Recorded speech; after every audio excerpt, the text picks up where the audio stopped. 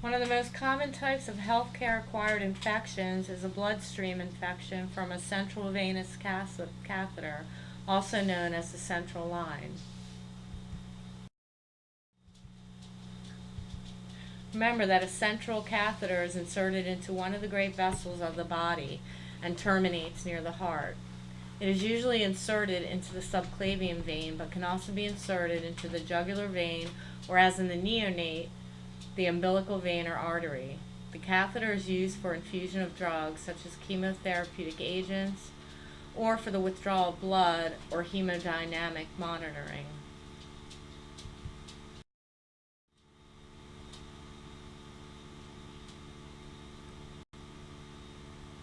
In order for a bloodstream infection to be classified as a CLABSI for surveillance purposes, it must meet both of the following two criteria.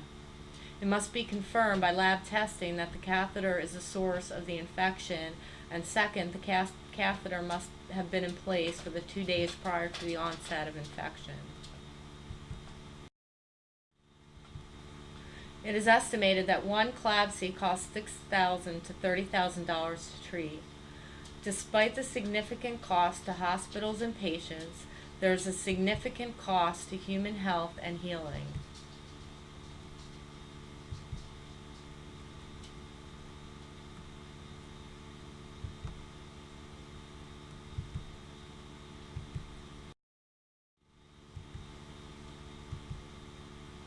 So, how do CLABSIs develop? There are two routes of exposure. Extraluminal infections typically occur within 7 days of insertion. The primary source of contamination of the catheter with bacteria or other microorganisms is the patient's skin. However, it is well documented that the hands of the healthcare worker are also sources for bacteria to stick to the lumen of the catheter and travel with the catheter through the epidermis into the blood vessel. Intraluminal infections occur when microorganisms directly enter the internal catheter during manipulation of the IV system, such as when accessing or connecting injection caps, tubing, or syringes to the catheter. Direct contamination from the patient's skin or own body fluids can occur. Less commonly, catheters become seeded from a secondary site of infection, such as a UTI or pneumonia. Rarely, contamination of IV fluids or medications can be the source of infection. Within minutes of the insertion of the catheter, the body reacts to the foreign body and damage to the endothelium.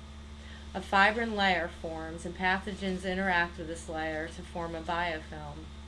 Some pathogens break from the catheter and enter the bloodstream, leading to infection. The catheter and biofilm can also lead to a local infection, such as endocarditis. Once a biofilm is formed, the infection is very difficult to eradicate, since the pathogens are protected from antibiotic exposure.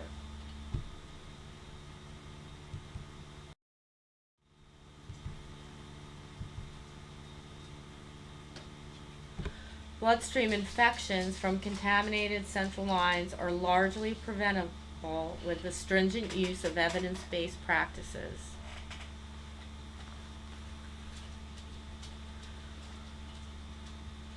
Below I list several sites. They offer research projects, research results, evidence-based practice, and many times evidence-based practice is listed together in what's called care bundles, and we're going to talk about that in a minute. So, what role does the nurse play in preventing CLABSI?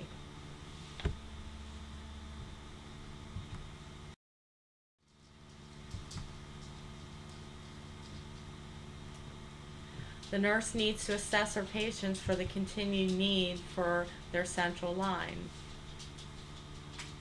We all know how important hand hygiene is, even when we're in a hurry. If you're a nurse who is inserting central lines, it's important to wear full body covering, mask, cap, gown, and sterile gloves.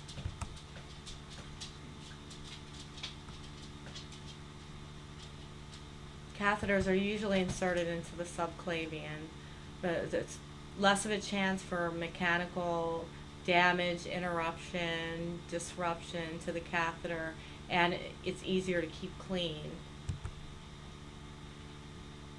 Many research studies have shown that chlorhexidine gluconate is a very effective skin cleanser. The femoral site is largely avoided.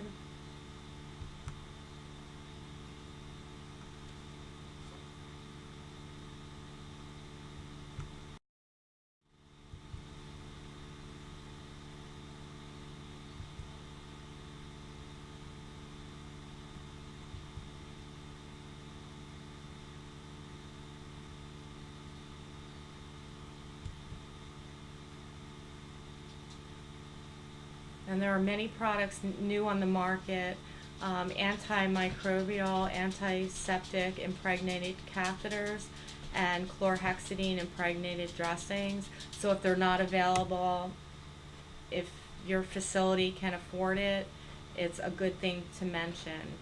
And I have a few more interventions that a nurse can use to prevent CLABSI, in addition to what we've just seen on the slides.